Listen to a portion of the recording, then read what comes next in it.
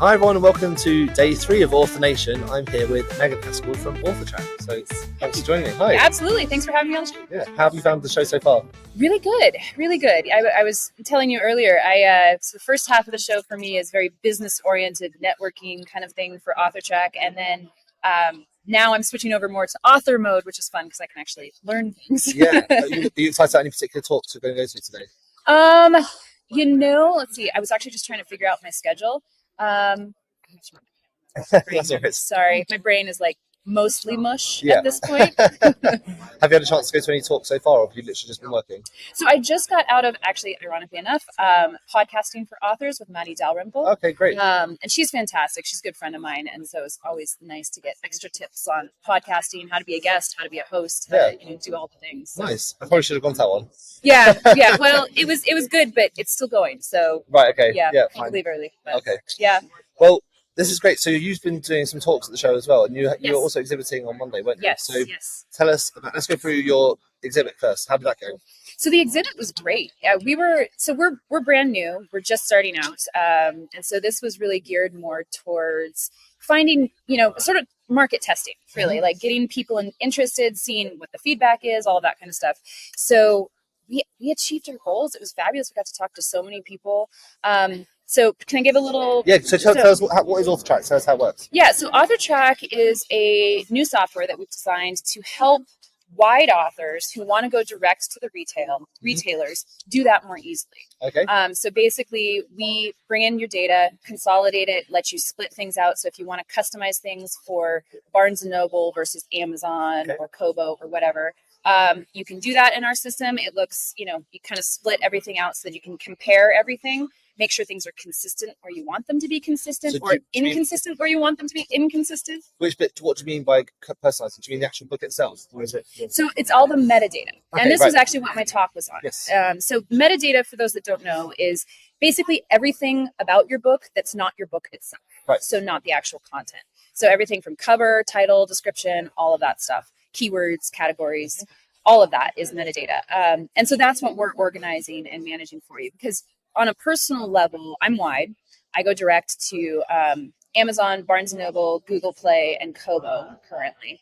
And I was losing track of all this information. It was, I had docs in one place and spreadsheets in other places. I'd forget if I still, saved things to Google Drive, or if, they were on my computer or whatever. And then you have to go search for things when you're trying to actually upload your books. So that's what we're trying to solve. We're trying to keep it all organized in one place with version control. Yeah. So if you ever change your mind, you can go back, you know what you put in. We have timestamps so that you see when you made changes and you can compare that to your sales. We don't import sales yet, but you could always mark it in time on your own. And so we're incorporating all these aspects so that authors have more control of the information that they're sharing and what they're doing. Right. Okay. So do all of these? I mostly just sell on Amazon with my book. So do all of the different retailers present their data in a slightly different way? Yes. That's why it's okay. Yeah. So you kind of have to think, and this is what the talk. So my talk was managing your metadata like a pro.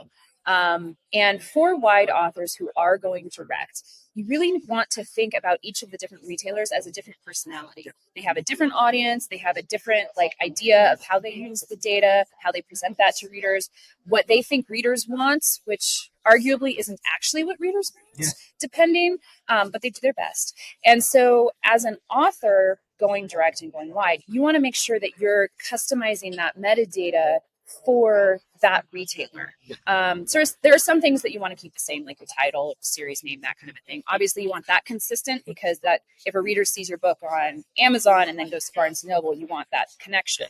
But things like keywords or your descriptions, a lot of that stuff can be customized for the individual platform to better attract either the in-house merchandising, so the people that are giving you promotions, or the readers themselves. Yeah. Yeah. Could you give me an example about how the metadata, for example, on something like keywords might be different between Amazon and Barnes & Noble? Sure, absolutely. Yeah. So, first and foremost, Amazon has 7 keyword fields where... Back-end keyword fields. Yes. Yeah. So when you go to upload your book, you have to enter in, there's keyword fields in that upload screen, right? So Amazon has 7 of those. Barnes & Noble has 1. Right. Okay. And Amazon's are limited, I think it's 50 characters. 50 characters, yeah. Yeah. And Barnes & Noble, their one keyword field is 100 characters. Right. Okay. So obviously, just on its foundation, it's different, right? So now advice would be that for Amazon, current advice that I've heard, and I'm not an expert on the optimization side of things, more just on the metadata itself, but from my experience and what I've learned from other experts, with Amazon, you want to make about 3 or 4, about half of those keyword fields specific searchable phrases. So I write action, adventure, fantasy with kick-ass heroines, right? So that could be one keyword phrase. And then you can have a couple other of your keyword fields stuffed with as many tropes as you can. So for me, elves, fae, witches, like I have all the different creatures in one field that are featured in my books. So that's one strategy for keywords specifically for Amazon. Whereas again, for Barnes and Noble, it's searchable terms, but it's all in one big long string. So you kind of, by its very nature, are already keyword stuffing. Oh, right, okay. Because I think it's quite controversial, that 7 keywords field. Dave Chesson did a really good video, an article about exactly how it works. It's really worth checking that out. Absolutely, and he's the expert I always point to. Like, if you want to know about keywords, go to Dave Chesson. Just go talk to Dave. Because those, so that's interesting. I didn't realize that each site did it slightly differently. Kobo doesn't even have a keyword field. Right, okay. So so the keyword field, I'm not sure how important it is compared to like the title and description. I always think like way less describe important. the books. Yes. So title, subtitle, and series name are always search indexed by all the platforms, right? So those 3 are really your biggest bang for your buck when it comes to making sure you insert a trope or a keyword into that title, so title, subtitle, and series to the best of your ability. So that's really, really important. The description is not search indexed by Amazon, Barnes & Noble, or Kobo. It's only search indexed by Google Play and Apple, which is interesting. I thought description was, but maybe It's not, or at least, again, according to the experts that I've talked to about it. And so they say, so with Amazon, what's interesting is it's kind of they confirm your keywords from your description to make sure you're in the right, you're promoting your book in the right way.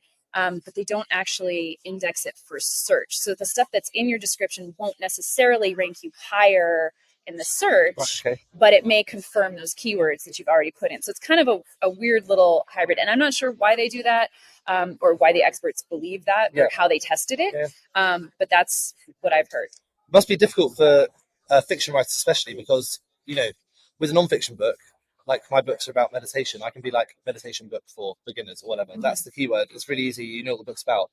But you can't write a book about elves and just call it elf book. No, you have to get a little bit more clever with it. And so one of the ways that I've done this is with my subtitle, and you'll see this a lot on Amazon, where the subtitle is actually really a description, a mini description of the book. So a fae, portal, fantasy, adventure, right? Like I just got all my keywords in there, but it's very descriptive. Technically, if that's not on the cover, you can get flagged for it. But I think so long as it reads naturally and is descriptive of the book inside in a helpful way to readers, not like looking cluttered or word salad, it doesn't get flagged, right? So my book has never been, I've never had a problem with that, like having that subtitle, even though that's not on my cover itself. I think as long as the title's on the cover, I think you're okay. Yeah, title and series name tend to be the ones that kind of have to be on the cover for sure. Subtitle you can play with a little bit more. Cool. So how does so you've got all these different bits of metadata. How does AuthorTrack help you with managing that? It sounds like, tell me. Absolutely. So it can be like, if you're trying to do this on your own, right? Came in a frame. So if you're trying to do this on your own, obviously you're going to have spreadsheets and docs and things that are kind of scattered. So we're bringing that all together in a single location. The way we do that is if you're already published, which most of the people we've talked to here, this is kind of the form or the flow that we walked them through, right? So if you're already published on Amazon and you want to take that book wide, you can import your data from Amazon into our system. Right. So we fill out all those fields and then we map them over to the appropriate fields on the other platforms. So Kobo calls it a synopsis instead of a description. Same thing, right? So we map those two across. Then once your data's in there, we show you what's missing, if there's anything that didn't get imported correctly or that, the other platforms need that Amazon didn't have or whatever. If there are any errors, like character counts, right? So if your title is too long for, actually description's the better one, right? So description on Barnes & Noble is only 2,000 characters for their default description. On Amazon, it's 4,000. So your description very well could be too long for Barnes & Noble. So we'll let you know that upfront right away. So we find all those errors, data validations. Then you have the ability to go and correct everything. If you want to customize something for one retailer in particular, we call it a split right now, which I'm not sure is actually the best term, but you have your Amazon becomes your default. And then you say, okay, I want to do something different on Barnes & Noble. So it opens up a new row, a new field. You put in what you want that's different on Barnes & Noble, right? So now you can compare those two fields. You know what you've published in each place. And if you ever want to go back, you absolutely can. Like, it's easy to just click the button, goes away. So we collect everything. We get you 100% ready. It says, okay, everything's green. Everything's good to go. Click the button that says, I want to export to Barnes & Noble. We pop up a new screen that shows just your Barnes & Noble data in the exact format and order as what you're going to upload to Barnes & Noble. So it's easy to navigate. You don't have to navigate it. It's just right there. Yeah. And then for now, it's a copy paste. So you put up your two screens and you just copy from our system over to Barnes & Noble. It takes all of 30 seconds, maybe a minute or two to actually do the copy paste over. And then you upload and you're done. Wow. So it kind of keeps everything together and makes it a little bit more manageable for others. Amazing. Yeah. When did you start this business? So my husband's a software engineer, and I'm the author. So I have been talking about this for 2 or 3 years, and I finally convinced him to start working on it. I was like, just look at what I'm dealing with. And he was like, okay, fine. So we've been working on it for about a year, and so we're just opening up the beta right now. So it's a free beta program. If you go to our website, you can sign up for our newsletter, number one, to be updated on, our roadmap and how things are progressing. And then number two, you can apply to be part of that beta program. It is invitation only. So there's a little form you have to fill out because we want to make sure we have a diversity of experience and genre, et cetera, et cetera. And so we're planning to launch to the public first half of next year. Yeah. Probably 6 months-ish is where we're targeting. Amazing. It's brand new baby product, but we're really excited about it. I think it's going to fill a niche that's currently not being met. Yeah. So. And did you have a lot of people yesterday, on the trade day, wanting to sign up and use it? Yeah, we did. We had a really good turnout. We were talking afterwards. It's like, we've met all our metrics. We're good. We achieved what we came here to do. Perfect. So obviously we're in Las Vegas as well. Have you had a chance to do anything fun whilst you're here? Not really. I've gone out to some dinners and stuff. So I'm from Southern California. So when I was in college, my husband and I, 'cause we were dating back then, but we would come to Vegas semi-regularly. Okay, so I kind of feel like we've done it. kind of done. But yeah, and believe it or not, I'm actually an introvert, so I really have to be careful about my energy levels. Right. Okay. So I haven't done anything too crazy. Cool. Been mostly dinners and hanging out with people. Nice. That sounds more fun. So, exactly. I kind of like that better anyway. Have you got any plans to go to any more conferences? And which ones are you planning on? So I haven't made official plans yet. I am hoping that we can attend. I think for next year, the ones I want to target, are Inkers Con and Nink, if I can get into those two. Yep. And then back at AuthorTrack again. Perfect. So. Good. Well, it's been great to speak to you. Absolutely. And thanks for coming on. And we'll speak again soon. Of course, yeah. Have a great show. Thanks.